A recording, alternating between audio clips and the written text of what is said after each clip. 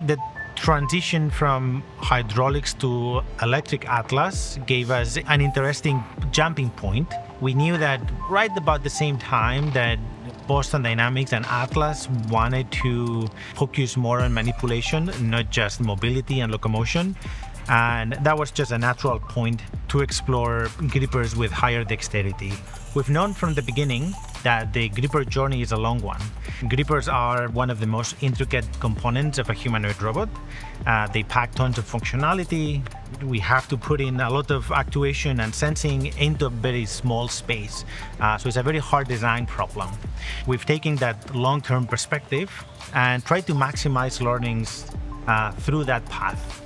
GR1 is a gripper that is the first gripper of what we call the GR line, where we were looking to build something that had the most fundamental and in a way minimalistic capabilities of a human hand. GR1 allowed us to learn a ton of what it means to mount a gripper to a humanoid robot that works most of the time well, but sometimes it falls, and inevitably once in a while it's going to fall on top of the gripper.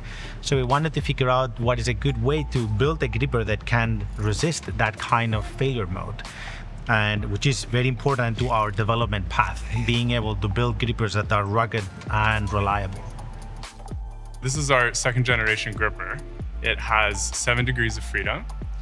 We have 7 different actuators within it, 2 for each of the 3 fingers, and then 1 for this articulated thumb joint. We have tactile sensing on the fingertips, and we have cameras here in the palm. The whole module is self-contained with all the actuation within it, and it's very easy to put on and off for the robot. And it was an iteration from our first generation gripper, which had a similar 3 fingers, but there was no thumbs. They're all in the same line. Maybe the most important distinction from GR2 to GR1 is the addition of a thumb, an opposable thumb. That really expands the type of grasps that it allows us to do. It really increases the flexibility of which objects we can grasp with it. And really over the last year or so, we've realized that we can grasp almost anything that we throw at it.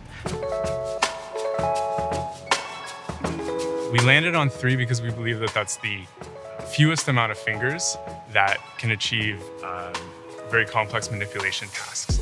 So the fact that you do have 3 fingers brings a lot more to the table over just 2, because the fact that there's some distance between them can help in maintaining a stable grasp, especially when you're manipulating larger or heavier objects that want to kind of rotate out of your hand. We do have the opportunity with this thumb to do some 2-finger pinch grasps, which can be very helpful for delicate manipulation of very tiny objects. But that 3rd finger coming into play when you are grasping something a little heavier or a little larger can be really helpful in maintaining a stable grasp. We've debated it a lot, and we do wonder if there's an opportunity to add more fingers and whether they bring much to the table. We decided not to add more fingers because adding more fingers, it just adds more complexity that if it's not necessary, it always ends up meaning lower reliability, higher cost, just in general, lower speed of development. We shouldn't take that as a dogma though, right? 3 fingers was the right answer for the first phases of this program. We will see what is the answer moving forward.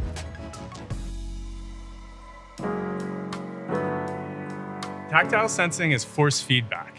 You can think of it as your sense of touch that you have in your own fingers. The tactile sensors live here on the fingertips in this elastomer here that's at the top that provides 2 functions. One is to give a high friction surface, and then also as it deforms, we have sensors within those fingertips that translate that into a force feedback. By having that sense of touch on your fingertips, you can apply very gentle forces to something. If you're perhaps manipulating a fragile object, you might want to handle it gingerly. You can also detect if you've dropped something. So if you didn't mean to, but it's fallen out of your hand, those tactile sensors can give you that feedback to understand what's going on. The goal is to apply as little force as possible, but maintaining a stable grasp. That's very similar to when you pick something up. You don't want to crush the object, but you want to make sure that it stays in your hand and it doesn't slip out of your hand. Too light a grasp and something might slip away, and too heavy a grasp and you might actually damage it. So inward, we can rotate up to 90 degrees, very similar to what your hand can do. But this has some extra human capability in that all these fingers can bend backwards completely.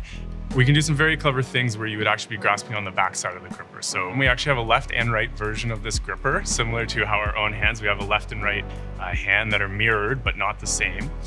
So this thumb always comes around on this one side. Atlas will usually be planning for the most optimal route to get the job done that it's trying to do. So if standing in a certain position and reaching in with the left hand will provide a more stable grasp or allow you to avoid objects in the environment, that's usually the way that it will choose. It doesn't tend to have a dominant left or right hand like you and I do. We're setting the next milestone in the direction of dexterity. It's becoming clear that tasks like bin picking or tool use or in general handling small objects are very prevalent in manufacturing. Interestingly, all of these things kind of are pushing us, not necessarily by design, but sort of naturally, organically, into more anthropomorphic designs of the gripper. Finding the gripper with the right sweet spot of dexterity, actuation, and sensing is one of the most interesting journeys of the next few years. And we're very excited to see where it takes us.